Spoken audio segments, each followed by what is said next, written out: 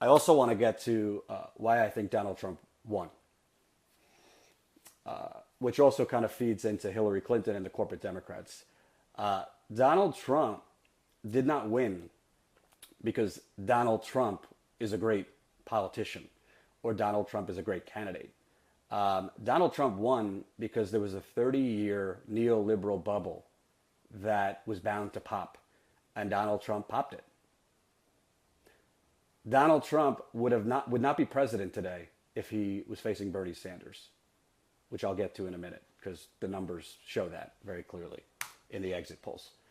Donald Trump correctly realized, which the Democratic establishment did not realize, that when you talk about bad trade deals, when you talk about the rigged system, when you talk about workers being screwed, when you talk about closed down plants, when you talk about closed down storefronts, when you talk about the silent majority, that's all real. Do I truly think Donald Trump is the person that's going to fight for those people? I don't. I really don't.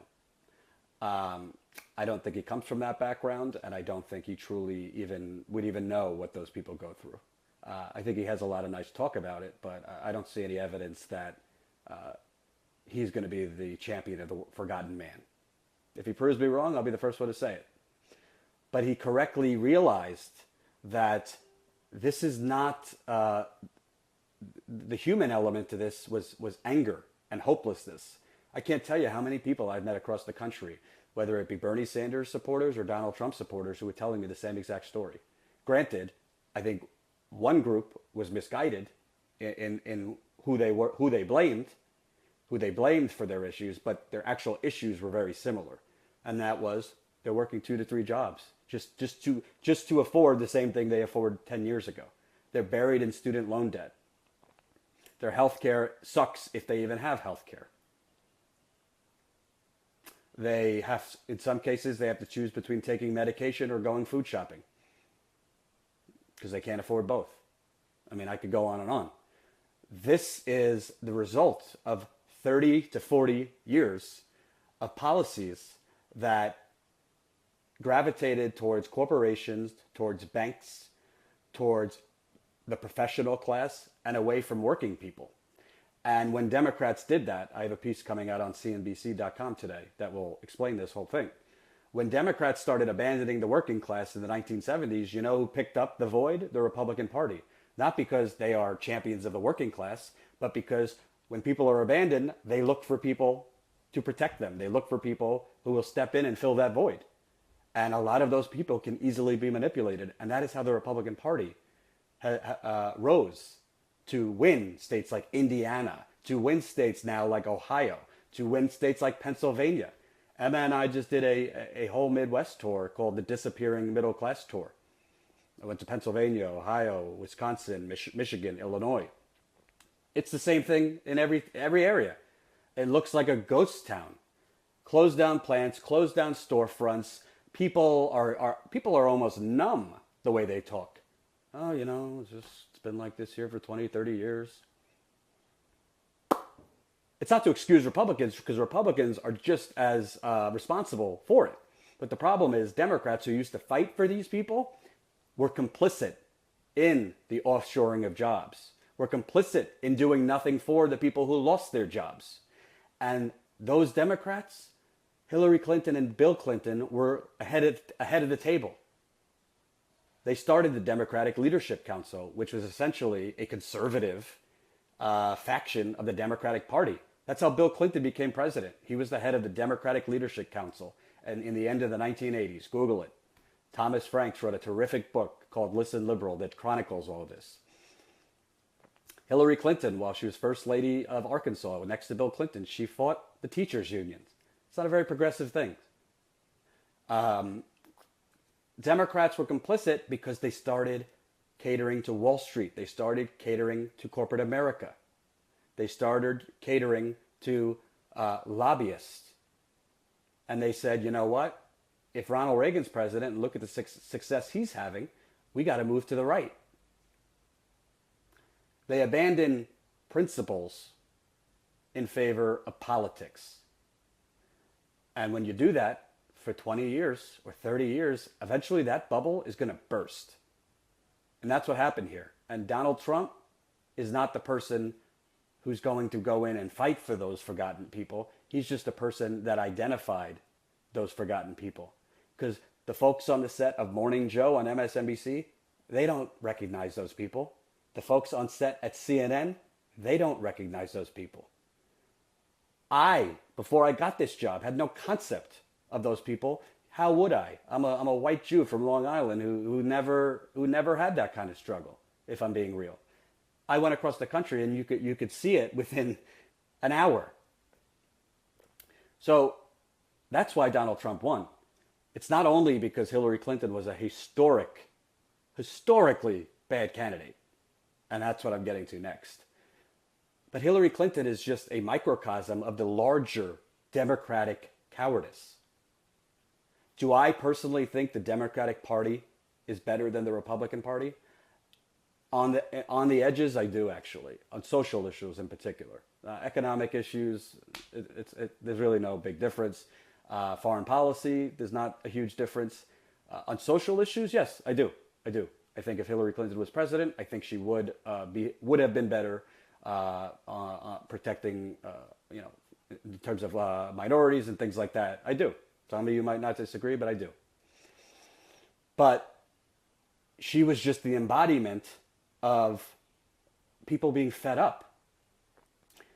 She was the embodiment of people gravitated to Donald Trump, not because he had any policy, but because he seemed like he was actually talking to them. Same thing with Bernie Sanders. Bernie Sanders, yeah, he read from the same speech, but Bernie Sanders had that speech in his heart. He wasn't reading from a teleprompter. Bernie Sanders gave a speech that he's been giving for 40 years. Donald Trump gave a speech that he memorized on the set of The Apprentice, but he was convincing. Hillary Clinton gave speeches, as you saw from WikiLeaks, that were written in a group email of 75 people that did not come from the heart. That's why Donald Trump is president. Because people in Pennsylvania, people in Ohio, it looks like people in Michigan, Wisconsin, Indiana, the Rust Belt, have been hurting for 30 years. And nobody has done a damn thing for them. This, by the way, these were the people who built the modern middle class of American. The auto plant workers in Detroit at GM, the manufacturing workers in Michigan, in Ohio, the steel workers in Pennsylvania. These were the people who built America. And these were the people who were abandoned in the name of globalization and cheaper goods. God bless my older brother. I love him. He works at a hedge fund. He tells me, Jordan, those jobs, you can't move backwards. You can't bring those jobs back. That's a very simplistic way of looking at things.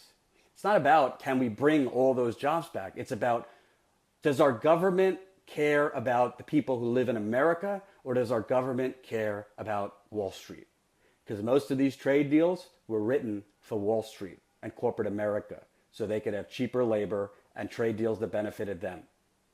There was no concept, what are we going to do about the millions of people who are losing their jobs at an auto plant? So Donald Trump recognized this, and you got to give him credit. I don't think he's a morally uprighteous guy. You got to give him credit. He recognized this. He recognizes. Paul Ryan and the Republican Party, they love free trade. If they could ram the TPP through, they'd do it in a second. And I'm not convinced that Donald Trump won't go back on his word and put through the TPP.